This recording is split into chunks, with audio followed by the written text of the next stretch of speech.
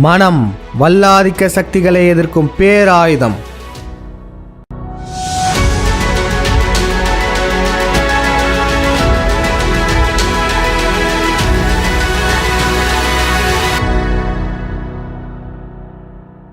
சென்ற பகுதியில் தவத்தின் ஆரம்ப நிலை, அதுக்கப்புறம் நடுநிலை, இந்த நிலைகளில் நம்ம தவம் செய்யும்போது என்னென்னலாம் நடக்குன்றதை நம்ம பார்த்தோம். இந்த பகுதியில் அட்வான்ஸ்டு லெவலோட ஒரு முன்னோட்டத்தை பார்க்க போகிறோம். ஆன்மீகத்தில் உயர்ந்த நிலைக்கு செல்லணும்னு நினைக்கிறவங்களுக்கு இந்த பகுதி ரொம்பவே பயனுள்ளதாக இருக்கும். என்னது ஆன்மீகமா? அதுக்கும் எனக்கும் செட்டே ஆகாதே, நான் கோயிலுக்கு கூட ஒழுங்காக போனதில்லையே அப்படின்லாம் பல பேர் சொல்லலாம். இன்னும் சில பேர் ஆன்மீகம்னா ஹிந்துத்துவா, பிஜேபி அப்படின்னு சொல்லிடுவாங்க. ஆன்மீகம் என்பதற்கான சரியான புரிதல் இல்லாததே இதற்கு காரணம். சரி, உங்கள்கிட்ட கேள்வி கேட்குறோம், ஆன்மீகம்னா என்ன? பல பேர் சொல்லுவீங்க, ஆன்மீகம்னா ஆன்மாவை அறிவது, அதுதான் ஆன்மீகம் அப்படின்னு சொல்லுவீங்க. அது முற்றிலுமான தவறான பதில். நாம் தான் இன்டர்மீடியட் லெவலையே நாம் யாருன்றதை கண்டுபிடிச்சிட்டோமே, அப்போ அட்வான்ஸ் லெவலில் என்ன இருக்க போகுது? அப்போ ஆன்மீகம்னா ஆன்மாவை அறிவது இல்லை. ஒவ்வொரு தமிழ் சொல்லுக்கும் பின்னாடி நம் வரலாறே இருக்குது. சரியான சொல்லாய்வு செஞ்சாலே நம்ம உண்மையை கண்டுபிடிச்சிடலாம். ஆன்மீகம் என்ற சொல்லை ஆள் கூட்டல் வி கூட்டல் அகம் என்று நாம் பிரிக்கலாம். ஆள் என்றால் மனிதன், வி என்றால் உயர்ந்த, அகம் என்றால் இடம். நம் கடவுளர்கள் மற்றும் சித்தர்கள் அடைந்த அந்த உயர்ந்த நிலையை மற்ற மனிதர்களும் அடைவதற்கான அந்த முயற்சி தான் ஆன்மீகம். மனித நிலையிலிருந்து அடுத்த நிலையான கடவுள் நிலைக்கு செல்வதற்கான வழிமுறைகள் தான் ஆன்மீகம். ஆன்மீகம் அறிவியலையும் அரசியலையும் உள்ளடக்கியிருக்கும். அது எப்படிங்க ஆன்மீகத்துக்கும் அரசியலுக்கும் சம்மந்தம் இருக்குது அப்படின்னு நீங்கள் யோசிக்கலாம். இதற்கு முன்னாடி ஆன்மீகத்துக்கான பொருளை நம்ம சொன்னோம்ல, இந்த உண்மையை இத்தனை ஆண்டு காலமாக ஏன் மறைச்சிட்டு இருக்காங்க? அங்கே தான் வருது அரசியல். தமிழர்களின் சமயமான ஆசிவகத்தை திட்டமிட்டு அழிச்சாங்க இந்த யூத பிராமணர்கள். அதை ஏன் அழிச்சாங்க? ஏன்னா அவங்களுடைய கொள்கைகளுக்கு இந்த சமயம் நேரெதிராக இருக்குது. அவங்கள பொறுத்தவரையும் மக்கள் ஒழுக்கமாக இருக்கக்கூடாது, விலங்காண்டிகளாக அடிமைகளாக தான் இருக்கணும். ஆனால் இந்த ஆசிவக சமயத்தை பின்பற்றும் தமிழர்கள் மிக ஒழுக்கமாக இருப்பார்கள். மனித நிலையிலிருந்து அடுத்த நிலையான கடவுள் நிலைக்கு செல்வதற்கு முயல்வார்கள். மனித குலத்திற்கு நன்மை செய்யணும்னு ஒரு எண்ணம் இருக்கும். பார்த்தீங்களா, இந்த கொள்கைகள்லாம் பிண்டாரிகளுக்கு நேர் எதிராக இல்லை.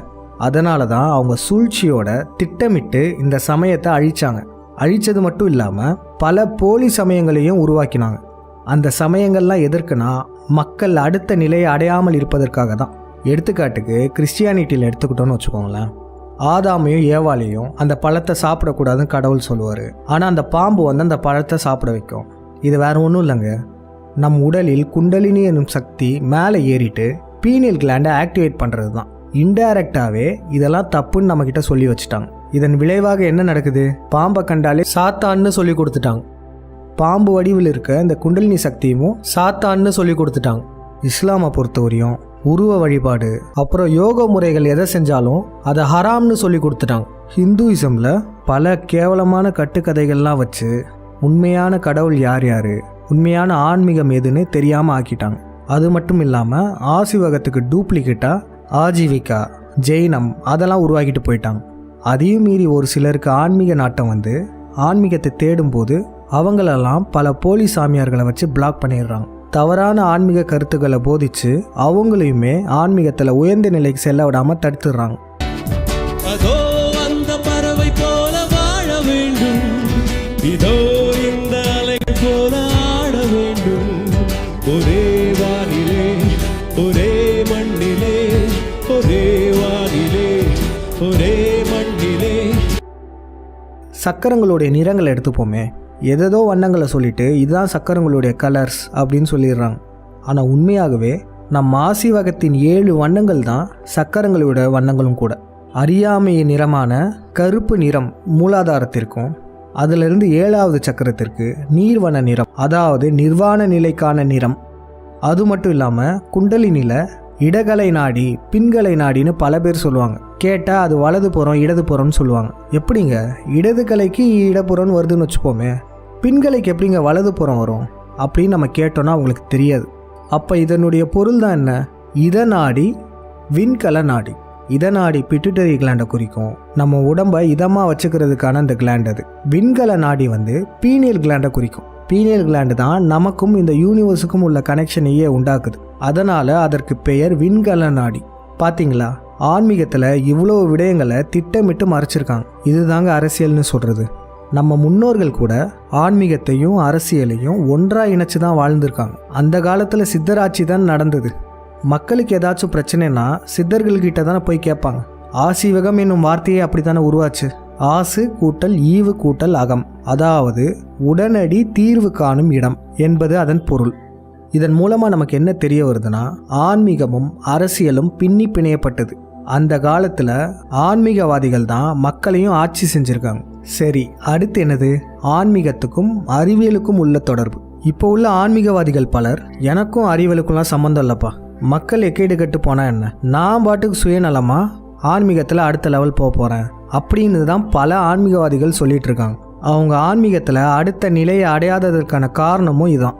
நம்ம கடவுளர்களையும் சித்தர்களையும் எடுத்துப்போமே, மக்களுக்காக பல அறிவியல் கண்டுபிடிப்புகளை கண்டுபிடிச்சிட்டு போயிருக்காங்க. சிவன் அவர் காலத்தில் கண்டுபிடிச்ச இரும்பாக இருக்கட்டும், முருகன் கண்டுபிடித்த விவசாயமும் தற்காப்பு கலையாக இருக்கட்டும், ராவணன் கண்டுபிடித்த விமானமாக இருக்கட்டும், அப்புறம் நம்ம சித்தர்கள்லாம் கண்டுபிடித்த இந்த சித்த வைத்தியமாக இருக்கட்டும், அனைத்துமே மக்களுக்கு பயனுள்ளதாக இருக்கணும்னு தான் கண்டுபிடிச்சிருக்காங்க. அவங்களுக்கு கிடைத்த ஆன்மீக ஆற்றல்கள்லாம் வச்சுட்டு அவங்க சும்மா தவம் செஞ்சுட்டே இருக்கலாம். அவங்க எல்லாரும் உதவி செய்யணும்னு அவசியமே இல்லை. ஆனால் அவங்க அப்படி பண்ணலை. அவங்களுடைய நுட்பமான மனதை பயன்படுத்தி பல அறிவியல் கண்டுபிடிப்புகளை கண்டுபிடிச்சிருக்காங்க. நம்ம ஆசீவக சமயமும் முழுக்க முழுக்க அறிவியல் சமயம்தான். இங்கே மூட நம்பிக்கைகளுக்கு இடமே கிடையாது. சரிங்க, அப்போ இதுலேருந்து நமக்கு இப்போ என்ன தெரிய வருது? அறிவியலும் அரசியலும் ஆன்மீகத்தில் பின்னி பிணையப்பட்டவை. அறிவியலையும் அரசியலையும் தவிர்த்துட்டு ஆன்மீகத்தில் நம்மளால் உயர்ந்த நிலைக்கு செல்ல முடியாது. சரி, நம்ம தவம் செய்யும்போது இந்த அட்வான்ஸ் லெவலில் என்னென்னலாம் நடக்குன்றதை இப்போ பார்ப்போம். நம்ம ஆழ்ந்த தவத்தில் இருக்கும்போது நம் குண்டலினி சக்தி எழும்ப ஆரம்பிக்கும். எல்லா சக்கரங்களும் சுத்தமாக இருக்கும்போது அனைத்து சக்கரங்களையும் கடந்து இறுதியாக பிட்யூட்டரி கிளாண்டையும் பீனியல் கிளாண்டையும் தொடும். அதாவது அந்த இதநாடி விண்கல நாடின்னு சொன்னோம்ல, அப்படி அந்த சக்தி பீனியல் கிளாண்டை தொடும்போது அதில் டிஎம்டின்னு ஒரு அமிலம் இருக்குது. அந்த அமிலம் சுரக்க ஆரம்பிக்கும். டிஎம்டி என்றால் டை மெத்தில் ட்ரிப்டமைன். அந்த அமிலம் சுரந்தாதான் என்ன நடக்கும்? வேற ஒன்றும் இல்லைங்க, அது ஒரு ஆண்டனா மாதிரி நமக்கும் யூனிவர்ஸுக்கும் தொடர்பை ஏற்படுத்தும். முந்தைய பகுதிகளில் நம்ம சொல்லியிருப்போம்ல, இந்த உள்ளுணர்வு, அதாவது இந்த யூனிவர்ஸ்லேருந்து வர தகவல்கள்லாம் உள்ளுணர்வு மூலம் வெளிப்படும் நம்ம சொல்லியிருக்கோம். இந்த குண்டலினி அவைக்கனிங்க்கு அப்புறம் அந்த உள்ளுணர்வு மிக அழகாக வேலை செய்ய ஆரம்பிக்கும். ஒரு எடுத்துக்காட்டு, நீங்கள் உங்கள் தெரிஞ்சவங்களை பார்க்குறதுக்காக ஒரு புது இடத்துக்கு போகிறீங்க. ஆனால் அந்த இடத்துலேருந்து அவங்க வீட்டுக்கு வழி தெரியல. அவருக்கு ஃபோன் போட்டு பார்க்குறீங்க, அவரும் சொல்ல வராரு. ஆனால் அவங்க ஃபோனில் சிக்னல் இல்லாதனால உங்களுக்கு சரியாகவே கேட்கல. அவர் சொல்ல வரதை உங்களுக்கு வேறு மாதிரி கேட்டு நீங்கள் வேறு டைரெக்ஷனில் போகிறதுக்கும் வாய்ப்பு இருக்குது. அதாவது அவர் சொல்கிறத ஒழுங்காக கேட்காம தவறான முடிவுகள் எடுக்கவும் வாய்ப்பு இருக்குது. இதே தாங்க இந்த உள்ளுணர்வுலையும். இங்கே உங்களுக்கு தெரிஞ்சவங்க நம்ம கடவுளர்கள். நீங்கள் உங்கள் கையில் வச்சுருக்க ஃபோன் உங்களுடைய உள்ளுணர்வு. இப்போ இந்த ஃபோனில் இருக்க சிக்னல் வீக் ஆச்சுன்னா, அதாவது இந்த உள்ளுணர்வு வேலை செய்யலைன்னா பிரபஞ்சத்திலேருந்து வர தகவல்களை நம்மளால் ஒழுங்காக கேட்க முடியாது. இதுவே சிக்னல் ஃபுல்லாக இருந்துச்சுன்னா, அதாவது உள்ளுணர்வு சரியாக வேலை செஞ்சதுன்னா, நமக்கு பிரபஞ்சத்திலேருந்து வர தகவல்களை நம்ம தெளிவாக கேட்க முடியும். அதனால் சரியான பாதையில் நம்ம செல்ல முடியும். இதே எக்ஸாம்பிளில் இன்னொரு வகை ஒன்று இருக்குது. நமக்கு தெரிஞ்சவங்கள பார்க்க வந்திருக்கோம், பாதி வழியிலே மாட்டிக்கிட்டோம், எந்த வழியில் போகணுன்னு தெரியல, அவங்களுக்கு ஃபோன் பண்ணி பார்த்தாலும் சிக்னல் வீக்காக இருக்குது. அப்போ அந்த சமயத்தில் சம்பந்தமே இல்லாத ஒருத்தர் நமக்கு உதவி செய்வார், அதாவது நமக்கு வழி சொல்வார். இதுவும் ஒருவித உள்ளுணர்வு தான். அதாவது நம்ம கடவுளர்கள் நம்ம உள்ளுணர்வு மூலமாக மட்டும் பேச மாட்டாங்க, மற்றவர்களின் உள்ளுணர்வை பயன்படுத்தியும் நம்ம கிட்ட தகவல்களை தெரிவிப்பாங்க. ரொம்ப நாளாக ஒரு விடயத்தை நம்ம தேடிக்கிட்டே இருப்போம். திடீர்னு ஒருத்தர் நம்ம கிட்ட அதை பற்றி பேசுவார். ஒரு பெரிய பிரச்சனையில் மாட்டியிருப்போம், சம்பந்தமே இல்லாத ஒருத்தர் நமக்கு உதவி செய்வார். அப்போ இதன் மூலமாக நமக்கு என்ன தெரிய வருது? படங்கள்லாம் காட்டுறாங்கல்ல, கடவுள் அப்படியே வேல் எடுத்துகிட்டு ஒருத்தர் கண்ணை குத்துற மாதிரி, சூலாயுதத்தை எடுத்துகிட்டு ஒருத்தரை கொல்ற மாதிரி, அப்படியே வானத்தில் பறந்து வர மாதிரி, இப்படியெல்லாம் நம்ம கடவுளர்கள் வரமாட்டாங்க. கடவுளர்கள் மனிதர்கள் மூலமாக தான் நன்மைகள் செய்வாங்க. மனிதர்களை ஒரு கருவியாக பயன்படுத்திப்பாங்க. யார் ஒருவர் அவருடைய மனதை நுட்பமாக்கி அவருடைய உள்ளுணர்வுலாம் சரியாக வேலை செய்தோ அவங்க நம்ம கடவுளர்களுக்கு சிறந்த கருவியாக விளங்குவாங்க. நம்ம கடவுளர்கள் மற்றும் சித்தர்கள் அவங்கள பயன்படுத்தி பல செயல்களை செய்வாங்க. யார் ஒருவர் மனதுக்கு அடிமையாகி மனம் போன போக்கில் வாழ்ந்து விலங்காண்டிகளாக வாழ்கிறாங்களோ அவங்கள நம்ம கடவுளர்கள் கருவியாக பயன்படுத்திக்க மாட்டாங்க. இன்னும் தெளிவாக சொல்ல போனோம்னா அவங்களுக்கு நம்ம கடவுளர்களின் அருள் கிடைக்காது. சரிங்க, நம்ம சக்கரங்கள்லாம் சீராகி குண்டலினி சக்தி மேலே ஏறும். அப்படி ஏறும்போது பிட்யூட்டரி கிளாண்ட், பீனியல் கிளாண்ட் இதெல்லாம் திறம்பட வேலை செஞ்சு டிஎம்டிலாம் சுரக்குன்றதை நம்ம பார்த்தோம். அதுக்கப்புறம் என்ன நடக்கும்? நம்ம ஆழ்ந்த தவத்தில் இருக்கும்போது மூச்சு விடுறது கொஞ்சம் கொஞ்சமாக குறையும். ஏன்னா நம்ம முன்னாடியே சொல்லியிருப்போம், மனதின் வேகம் அதிகமாச்சுன்னா மூச்சின் வேகமும் அதிகமாகும். மனதின் வேகம் குறைய குறைய, அதாவது மனதில் தோன்றும் எண்ண ஓட்டங்கள் குறைய குறைய நம்ம மூச்சு காற்றும் கொஞ்சம் கொஞ்சமாக குறைய ஆரம்பிக்கும். அப்படி குறைய குறைய என்ன ஆகும்னா ஒரு கட்டத்தில் உள்மூச்சு மட்டும்தான் இருக்கும். இதை தான் வாசி யோகம் அப்படின்னு நம்ம சொல்லுவோம். இதற்கு அடுத்து நம்ம சமாதி நிலைக்கு தயாராகிட்டோம்னு அர்த்தம். இந்த சமாதினா ஒருத்தர் உயிரோடு அப்படியே மண்ணுக்குள்ளே புதைச்சி மூடிடுவாங்கன்னு தான் நிறைய பேர் நினச்சிட்டு இருக்கோம். ஆனால் இதற்கு பின்னாடி மிகப்பெரிய சயின்ஸ் இருக்குது. தமிழ் சிந்தனையாளர் பேரவை யூடியூப் சேனலில் முனைவர் பாண்டியன் ஐயா இதை பற்றி தெள்ளந்தெளிவாக ஒரு விழியம் போட்டிருப்பார். அந்த விழியத்தோட லிங்கையும் நம்ம டிஸ்கிரிப்ஷனில் தரோம். அந்த விழியத்தையும் நீங்கள் ஒரு முறை பாருங்கள். சரி, இந்த சமாதி நிலைக்கு பின்னாடி உள்ள சயின்ஸ் என்னது?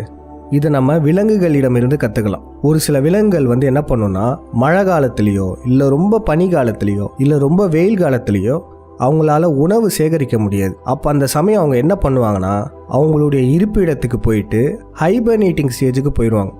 அதாவது சமாதி நிலைக்கு போயிடுவாங்க. அந்த விலங்குகளை பார்க்குறதுக்கு தூங்குற மாதிரி தான் இருக்கும். ஆனால் கிட்ட போய் தொட்டு பார்த்தோன்னா அது நம்மளை எதுவுமே பண்ணாது. அது தூக்கத்திலிருந்து கூட எந்திரிக்காது. இதுதாங்க ஹைபர்னேட்டிங் ஸ்டேஜ்ன்றது. அதாவது அந்த விலங்குகள் அதனுடைய ஐம்புலன்களையும் கடந்த நிலையில இருக்கும். அந்த விலங்குகள் 1 மாதமோ இல்லை 2 மாதமோ அந்த சீசன் முடிகிற வரையும் இப்படி தான் இருக்கும். அப்போ நீங்கள் கேட்கலாம், எப்படி அது உயிர் வாழுதுன்னு? அந்த விலங்குகள் என்ன பண்ணுதுன்னா இயல்பா ஓடுற அதனுடைய மூச்சு ஓட்டங்களையும் ஹார்ட் பீட்டையும் அப்புறம் அதனுடைய பிரெயின் வேவ்ஸையும் குறைச்சிக்குதுங்க. அதாவது இயல்பா அந்த விலங்குகளோட இருதயம் 70 வாட்டி துடிக்குதுன்னு வச்சுக்கோங்களேன். இந்த ஹைபர்னேட்டிங் ஸ்டேஜில் 2 வாட்டியோ இல்லை 3 வாட்டியோ தான் துடிக்கும். அதுவும் ரொம்ப லேட்டாக துடிக்கும். இது போல தான் மூச்சு விடுறதும் ரொம்ப கம்மியாக ரொம்ப நேரத்துக்கு ஒரு தடவை தான் மூச்சே விடும். பிரெயின் வேவ்ஸும் கிட்டத்தட்ட ஃப்ளாட் லைனாக தான் இருக்கும். அதாவது டெல்டா லெவலுக்கும் கீழே இருக்கும். இந்த delta level, alpha level, beta லெவல்னால் வேறு ஒன்றும் இல்லைங்க, நம்ம மனதின் வேகத்தை அளவீடு செய்கிறது தான் இது. டெல்டா லெவலில் பார்த்தீங்கன்னா நம் மனமானது குறைந்த வேகத்தில் செயல்படும். அதாவது எண்ண ஓட்டங்கள் மிக கம்மியாக இருக்கும். நம்ம தூக்கத்தில் இருக்கும்போது இந்த டெல்டா லெவல் வேவ்ஸ் தான் இருக்கும். ஆனால் இந்த ஹைபர்னேட்டிங் ஸ்டேஜில் இந்த டெல்டா லெவலையும் விட நம்ம மனதின் வேகம் மிக குறைவாக இருக்கும். அதுக்கப்புறம் திருப்பியும் அந்த சீசன் முடிஞ்சதுக்கப்புறம் அந்த விலங்குகள் எந்திரிச்சு அதனுடைய இயல்பான வேலைகளை செய்ய ஆரம்பிக்கும். இதுதாங்க ஹைபர்னேட்டிங் ஸ்டேஜ். இதே தான் நம்ம சித்தர்களும் செஞ்சுருக்காங்க. இந்த சமாதி நிலையை தான் நிர்வாண நிலைன்னு நம்ம சொல்கிறோம். அது என்ன நிர்வாணம்? இந்த நிலையில் இருக்கும்போது நம்மளுடைய ஐம்புலன்களையும் நம்ம கடந்துருவோங்க. எப்படி அந்த விலங்குகள் ஹைபர்னேட்டிங் ஸ்டேஜில் இருக்கும்போது நம்ம போய் அதை தொட்டாலும் அதுங்க பிணம் மாதிரி தான் இருக்குமோ, அதே போல தான் இங்கேயும் நம்ம சித்தர்களுக்கு ஐம்புலன்களுமே ஆஃப் ஆயிரும். ஐம்புலன்கள் மட்டும் இல்லை, 6வது புலனான மனமும் அங்கே வேலை செய்யாது. எதுவுமே வேலை செய்யாமல் அவங்க அங்கே உட்காந்துருக்கும் போது அவங்களுடைய உடலில் போட்டிருக்க உடுப்பு கீழே அவிழ்ந்து விழுறது கூட அவங்களுக்கு தெரியாது. இந்த நிர்வாண நிலையில் அவங்களுடைய ஆன்மா அவங்க உடம்பை விட்டு பிரியும்.